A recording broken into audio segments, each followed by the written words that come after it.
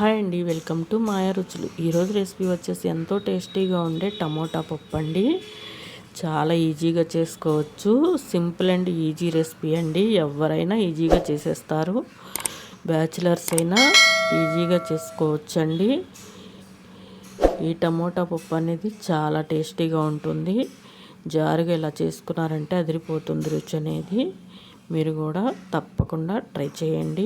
ఇంకెందుకు ఆలస్యం, ఈ రెసిపీ ఎలా చేసుకోవాలో ఈరోజు వీడియోలో చూసేద్దాం. ముందుగా గిద్దన్నర కందిపప్పును 2 సార్లు కడిగి ఇలా నానబెట్టుకోవాలి. ఇలా నానబెట్టుకున్నారంటే పప్పు అనేది తొందరగా ఉడికిపోతుందండి. కుక్కర్తో పని లేకుండా మనం మామూలుగా గిన్నెలోనే ఈజీగా ప్రిపేర్ చేసుకోవచ్చు. 1/2 అవర్ ముందుగా నానబెట్టిన కందిపప్పుని ఇలా గిన్నెలో వేసుకొని దీనిలో ఇప్పుడు వాటర్ పోసుకొని ఉడికించుకోవాలండి. ఇలా వాటర్ పోసుకొని ఇప్పుడు స్టవ్ మీద పెట్టుకొని ఉడికించుకుందాం. ఇలా స్టవ్ మీద పెట్టుకొని మూత పెట్టుకొని ఉడికించుకోవాలి. పప్పుని నానబెట్టుకున్నాం కాబట్టి పప్పు అనేది తొందరగా ఉడికిపోతుందండి. పప్పు అనేది ఇలా ఉడికితే సరిపోతుందండి. ఇప్పుడు దీనిలోకి ఏమేమి వేసుకోవాలో చూపిస్తాను. ముందుగా కట్ చేసుకున్న ఒక ఉల్లిపాయ,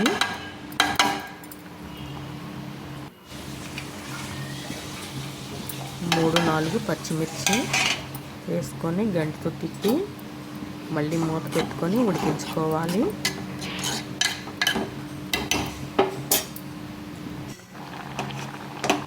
ఉల్లిపాయ అనేది 3/4 భాగం ఉడికాక దీనిలోకి ఇప్పుడు కట్ చేసి పక్కన పెట్టుకున్న టమోటాలు 4-5 వేసుకోవాలండి. 4-5 టమోటాలు కట్ చేసుకొని వేసుకోవాలి. ఇలా వేసుకొని గంటతో బాగా మిక్స్ చేసుకోవాలి. ఇలా మిక్స్ చేసుకున్నాక దీనిలోకి 1/2 టీ స్పూన్ పసుపు వేసుకోవాలి.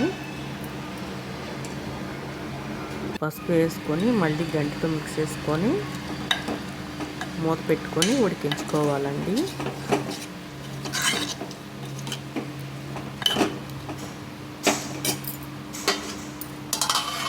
ఇలా మూత పెట్టుకొని ఉడికించుకోవాలి.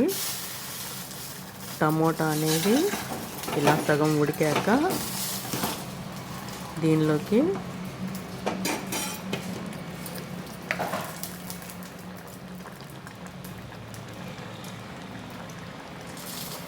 One and half teaspoon కారం వేసుకోవాలి. ఇలా కారం వేసుకున్నాక మళ్ళీ గంటతో మిక్స్ చేసుకొని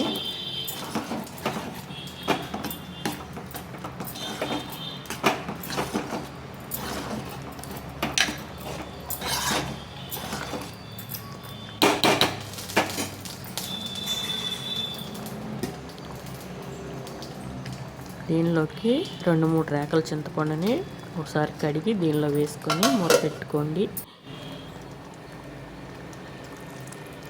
దీనిలోకి ఒక 1/2 గ్లాసు వాటర్ పోసుకొని మళ్ళీ వాటర్ పోసుకొని గంటతో మిక్స్ చేసుకోండి. ఈ టమోటా పప్పు అనేది జారుగా ఉంటేనే చాలా రుచిగా ఉంటుంది. ఇప్పుడు వాటర్ పోసుకున్నాం కదా, మళ్ళీ మూత పెట్టుకొని ఉడికించుకోవాలి. ఇప్పుడు మూత తీసి చూద్దాం. పప్పు అనేది ఉడికిపోయిందండి. ఇప్పుడు స్టవ్ ఆపేసుకొని పప్పుని మెదుపుకుందాం.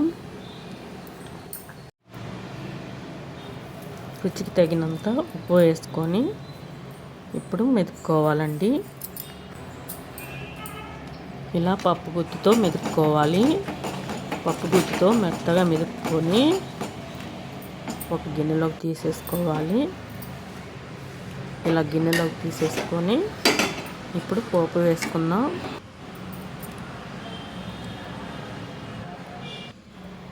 స్టవ్ మీద పోపు కళాయి పెట్టుకొని దీనిలోకి 2 టేబుల్ స్పూన్ ఆయిల్ వేసుకోవాలి.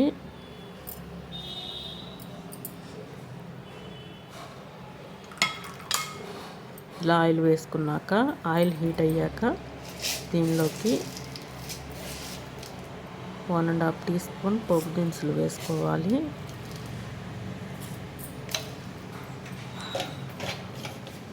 పోపు దినుసులు ఇలా చిటపటా వేగేటప్పుడు దీనిలోకి 4-5 రేకలు వెల్లుల్లి రేకలు దంచుకొని వేసుకోవాలి. ఇది వేగాక దీనిలోకి 2-3 ఎండుమిర్చిని ఇలా తుంచుకొని వేసుకోవాలండి. ఎండుమిర్చిని వేసుకున్నాక 2 రెబ్బలు కరివేపాకును కూడా వేసుకొని ఒకసారి దీంతో మిక్స్ చేసుకొని